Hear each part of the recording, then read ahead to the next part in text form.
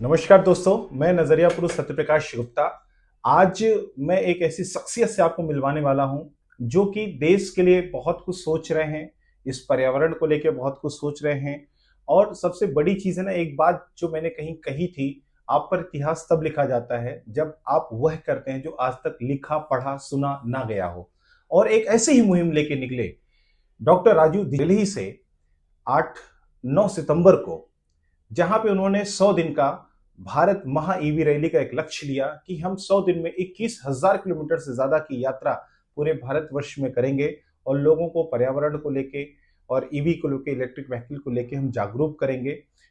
आज हमारे स्टूडियो में आए हुए हैं जो कि एक इतिहास बना रहे हैं और सबसे बड़ी चीज गिनीज बुक ऑफ रिकॉर्ड बना रहे हैं।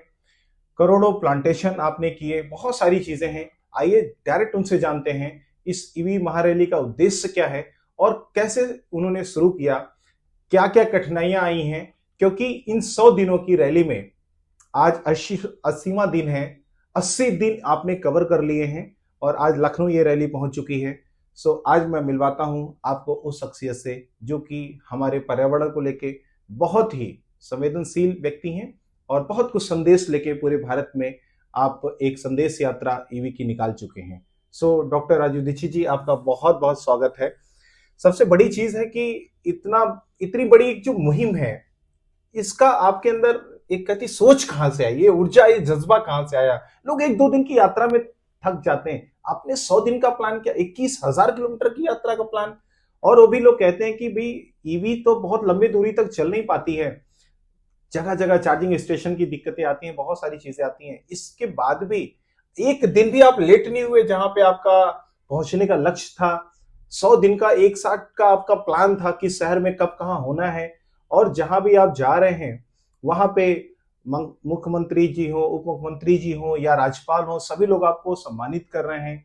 आपने बहुत सारे आईएम्स, बहुत सारे आईआईटीज, बहुत सारी यूनिवर्सिटी को कवर किया।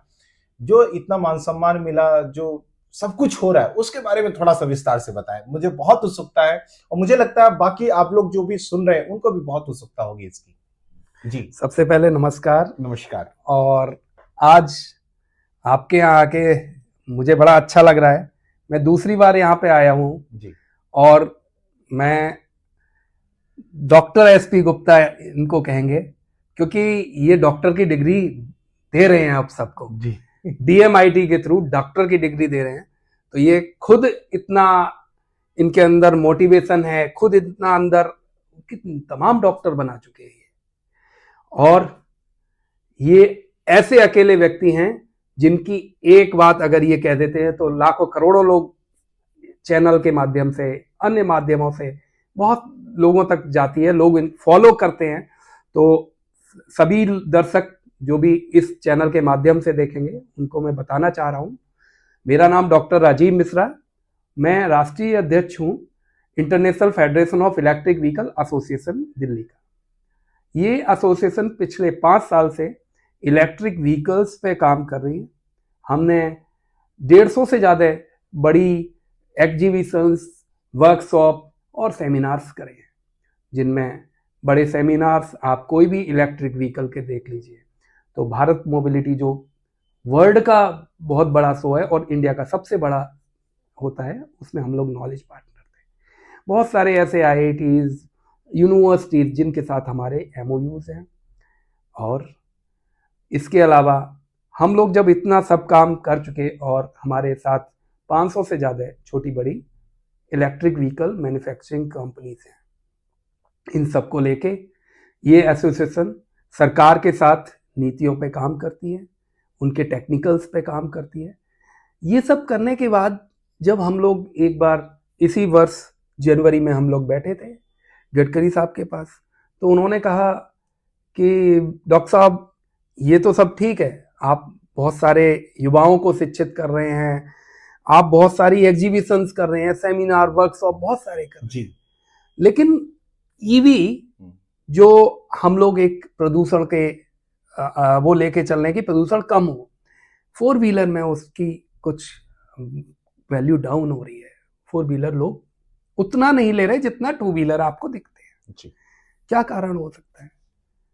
तो चर्चा हुई उसमें कारण कई निकल के आए, उनमें एक जो ठोस कारण निकला कि जब कोई 4 व्हीलर लेता है तो वो 4 व्हीलर इसलिए लेता है, जैसे लखनऊ में आप बैठे हैं, आपका घर अगर 2 किलोमीटर दूर है तो आप चाहेंगे कि घर वॉक कर लें, किसी और माध्यम से, नजदीक में नहीं करेंगे नॉर्मली। लेकिन अगर वही 20 किलोमीटर दूर होगा या 50 किलोमीटर दूर होगा तो आप 4 व्हीलर से ही आएंगे। सेम स्थिति हर जगह होती है। तो लॉन्ग डिस्टेंस के लिए कहीं आप यहां से हो सकता है अगले चौराहे तक जाएंगे या लखनऊ में जाएंगे तो आप 4 व्हीलर ले जाएं ना ले जाएं कोई फर्क नहीं पड़ता। लेकिन यहां से इलाहाबाद जाएंगे या बनारस जाएंगे या दिल्ली जाएंगे तो 4 व्हीलर लेके जाएंगे। जब आप इलेक्ट्रिक व्हीकल लेते हैं तो आपके मन में भ्रांतियां आती हैं बहुत सारी कि मैं ले रहा हूं लेकिन मुझे चार्ज कहां पे करूंगा, चार्जिंग स्टेशन मिलेंगे, मैं 100 किलोमीटर के बाद कहीं रुक तो नहीं जाऊंगा जी, 500 किलोमीटर अगर यहां से दिल्ली है तो मैं दिल्ली कैसे पहुंचूंगा, रास्ते में चार्जिंग मिलेगा या नहीं मिलेगा।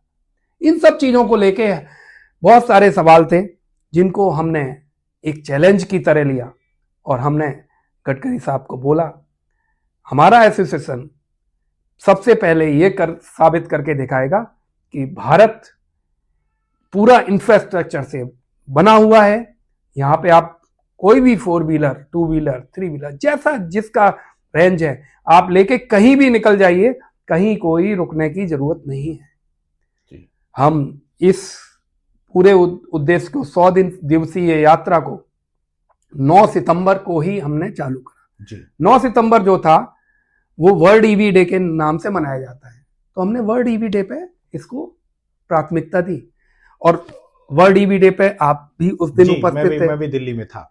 सौभाग्य से हम लोगों ने इंडिया गेट पे सबका उद्घोष सुना और उसके बाद हम लोग रवाना हो गए। तो ये पिछले 80 दिन में हम लोग लगभग 24 प्रदेश और लगभग 5 राष्ट्रीय राजधानी पूरा कवर करके आए हुए हैं। अब आपके उत्तर प्रदेश के जो मुख्यालय है लखनऊ, उसमें बैठे हैं।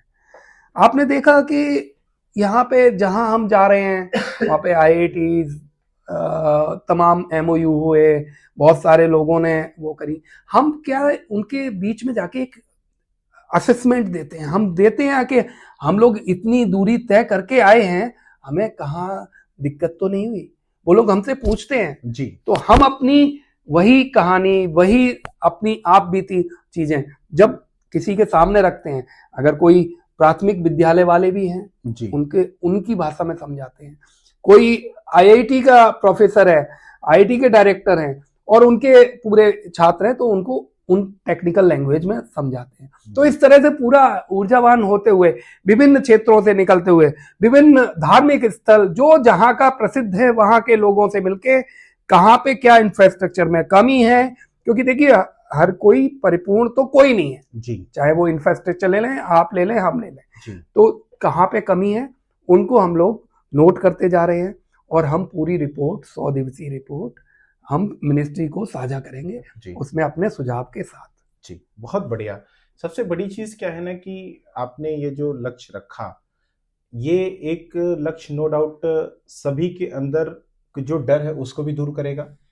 आने वाले समय का जो ईवी का भविष्य है उसको कहीं ना कहीं बहुत ही क्रिस्टल क्लियर करेगा कि हम लंबी दूरी के लिए भी ईवी का इस्तेमाल कर सकते हैं। और नो डाउट जो आपने करोड़ों पेड़ लगाने की बात की और उसमें वहां तक आप कहां तक पहुंचे, उस लक्ष्य के बारे में बताएं। देखिए एसोसिएशन ने एक और लक्ष्य रखा था जो आपने को पता है, 1 करोड़ पेड़ हमें लगाने हैं। 1 करोड़ पेड़ ये हमने लक्ष्य लिया था और हमने इसकी शुरुआत कर दी थी 25 जून को, क्योंकि मानसून आ चुका था। तो हम लोगों ने वहां पे दिल्ली के जो पर्यावरण मंत्री हैं सिरसा जी, उनसे सिंबॉलिक एक पेड़ लगवा के इसकी शुरुआत पूरे देश में कर दी थी। हमारे पूरे देश में 20 से ज्यादा शाखाएं हैं और जहाँ पे अपनी एसोसिएशन के पदाधिकारी वगैरह हैं, तो सबने अपने मर्जी से आप जितनी क्षमता है उनके अनुसार लिया। अभी तक लगभग हमारे पास जो आंकड़े आए हैं उसमें 45 लाख के आसपास पेड़ लग चुके हैं बहुत अभी तक।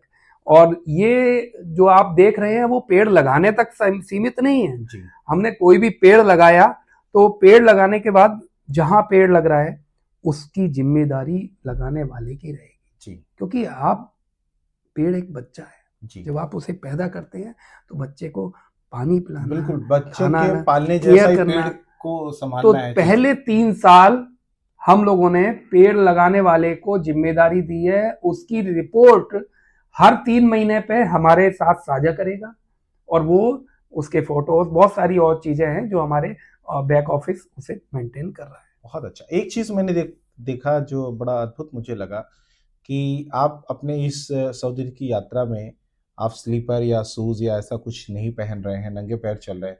इसका क्या लक्ष्य रहा? ये ऐसा आपने क्यों चुना, करना चाहा, और क्या समस्याएं आई और क्या कुछ नया मिल रहा है? देखिए, कोई भी कार्य किया जाता है तो बड़े ही सोच समझ के किया जाता है। कोई भी, आप हैं, हम हैं, समझदार व्यक्ति हैं, तो हम लोग कोई काम करने से पहले उसका विचार जरूर करते हैं। जो हमने 100 दिन की यात्रा का विचार करा, और ये पूरा जो अपना पैराफेरी है जी पूरे भारत का, वो पूरे जो ये पृथ्वी है जी उसका पैराफेरी का आधा है। जी मतलब अभी हम 21,000 किलोमीटर जो हो जाएंगे, अगर हम आधी पृथ्वी का चक्कर लगाते तो जितना अभी हम कर रहे हैं 21,000 वो कर लेते, 42,000 किलोमीटर होता है पूरा। जी तो अब इस पूरे, जब आधी पृथ्वी का हम चक्कर लगाएंगे या अपने यहाँ का भारत का चक्कर लगाएंगे, जलवायु परिवर्तन होगा, जी जी का मान में परिवर्तन होगा, जी ग्रेविटी। जी ग्रेविटी का जी। तो जब हम उत्तर भारतीय दक्षिण भारत में जाएंगे, पश्चिम भारत में जाएंगे, जाते हैं, पहले भी मैं बहुत बार गया हूं जी, लेकिन 1 दिन के लिए गए, 2 दिन के लिए रह गए, अगले दिन फिर अपने इनिशियल स्टेज पे आ गए, 4 दिन बाद आ गए, 7 दिन बाद आ गए। तो आपका जो परिवर्तन हुआ है वो वहां से उठ के 0 पे आ गया जी जहां थे। लेकिन जब आप 100 दिन करते हैं ना, और हर जगह आपको अलग मिलता है, तो मैंने जब स्टडी करा उसमें ये पाया कि अगर आपको अपने आप को स्वस्थ रखना है, जैसे हम सूर्य देवता को पिता मानते हैं, धरती को माता मानते हैं, तो उनके गोद में बिल्कुल जैसा बच्चा अगर माँ की गोद में रहता है तो वो खिलखिलाता रहेगा। बिल्कुल बिल्कुल बिल्कुल। तो भारत कनेक्टिविटी हो जाती है। तो हमने यही कोशिश करी कि हमें स्वस्थ रहना है, हमें कहीं भी रुकना नहीं है, और इस 100 दिवसीय यात्रा के लिए अपनी माता का आशीर्वाद लेना है, सूर्य पिता का आशीर्वाद लेना है। हम जहां भी गए, झरने में नहाए, तालाब में नहाए, हर उस जगह पे, हर नदी, जहां जहां पवित्र नदियां हैं वहां पे स्नान करा, वहां के पानी पिया, स्वच्छ पानी पिया। तो ये सब करते हुए आए, वहीं का खाना खाया जो उसका लोकल खाना है। तो ये सब करने के लिए आपको बहुत कुछ अपने आप को चेंज करना पड़ेगा। उसी की एक कड़ी में मैंने 100 दिन के लिए अपने स्लीपर छोड़े हैं, और मुझे बड़ा अच्छा लग रहा है। आप मेरी ऊर्जा देख रहे होंगे, मैं सुबह 5 बजे जग जाता हूं, और हम लोग सोते सोते कई बार 12 बजते हैं, कई बार 1 बजता है, क्योंकि पूरी ट्रैवल करना, उसके बाद चलना, उसके बाद मीटिंग करना, फिर और से सब चीजें आपको बैक ऑफिस को देना है जी, आगे की प्लानिंग करनी है, तो बहुत सारी ऐसी चीजें हैं। तो ये सब एक ऊर्जा का पार्ट है, और मैं तो आपके चैनल के माध्यम से कहूंगा कि सूर्य को हम लोग ऊर्जा मानते हैं, लेकिन जैसे पिता की तरह सूर्य है तो माँ की तरह धरती है। तो उस धरती की भी ऊर्जा को सभी लोग पहचाने, और उसको आगे से जब भी हो सके कम से कम दिन में 15 मिनट के लिए नंगे पैर मिट्टी में, घास में अवश्य चलें। आप देखें, अपने आप में परिवर्तन आपको महसूस होगा। मुझे बहुत सारे चैलेंजेस आए, मैं बेडरूम में भी अपने चप्पल स्लीपर डालता था। वो व्यक्ति जब आप जाएगा और ऐसी जगह जाएगा जहां पे कंकड़ पत्थर कांच सब कुछ मिले, बट जब मैंने माँ उसे बोला है तो उसने कुछ होने नहीं दिया। मुझे अभी एक बात पता चली, दीक्षित जी हमारे साथ बैठे हुए हैं, कि इन 80 दिनों की यात्रा में ना आपकी तबीयत खराब हुई। मतलब सोचिए, 1-2 दिन की यात्रा में लोगों की थकान आ जाती, 80 दिन लगातार चलना, 18,000 किलोमीटर की यात्रा आप कर चुके हैं, ना तबीयत खराब हुई और ना गाड़ी भी पंक्चर हुई। ये सब ईश्वर की कृपा है, और कहते हैं ना कि जो चीज आप ठान सकते हैं वो चीज हो सकती है। हिम्मत मर्दा मदद खुदा, आपने हिम्मत की और ईश्वर साक्षात आपके साथ चल रहे हैं। ये एक अच्छी बात है। आपको ईश्वर आपकी इस मुहिम में आगे बढ़ाए, आपके जो सपने हैं वो पूरे हों, और जो लोगों को आप नॉलेज दे रहे हैं, जो संदेश देना चाहते हैं, माँ सरस्वती, माँ गायत्री उनकी बुद्धि दें, विद्या दें कि वो उन चीज़ों को समझ पाएँ, उस गहराई को समझ पाएँ और अपने देश को, पर्यावरण को बचाने के लिए और आगे बढ़ाने के लिए अपना अपना सहयोग अपने अपने स्थान पे दें।